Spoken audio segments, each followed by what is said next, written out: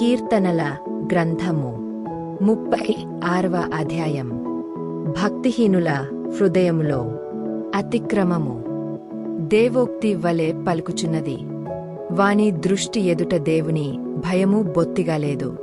వాని దోషము బయలుపడి అసహ్యముగా కనబడువరకు అది వాని దృష్టి ఎదుట వాని ముఖస్థుతి చేయుచున్నది.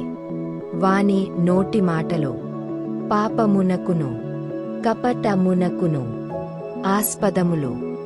బుద్ధి గలిగే ప్రవర్తింపను. మేలుచేయను వాడు మానివేసియున్నాడు. వాడు మంచము మీదనే పాపయోచనను యోచించును. వాడు కాననడతలు నడచువాడు. చెడుతనము వానికి అసహ్యము కాదు. యెహోవా, నీ కృప ఆకాశము నంటుచున్నది. నీ సత్యసంధత్వము అంతరిక్షము నంటుచున్నది.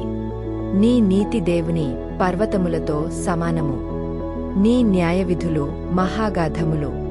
యెహోవా, నరులను జంతువులను రక్షించువాడవు నీవే. దేవా, నీ కృప ఎంతో అమూల్యమైనది. నరులు నీ రెక్కల నీడను ఆశ్రయించుచున్నారు. నీ మందిరము యొక్క సమృద్ధి వలన వారు సంతృప్తి నొందుచున్నారు. నీ ఆనంద ప్రవాహములోనిది నీవు వారికి త్రాగించుచున్నావు. నీ యొద్ద జీవపు ఊట కలదు. నీ వెలుగును పొందియే మేము వెలుగు చూచుచున్నాము. నిన్ను ఎరిగినవారి ఎడల నీ కృపను, యథార్థ హృదయుల ఎడల నీ నీతిని ఎడతెగక నిలుపుము. గర్విష్ఠుల పాదమును నామీదికి రానియకుము. భక్తిహీనుల చేతిని నన్ను పారదోలనీయకుము.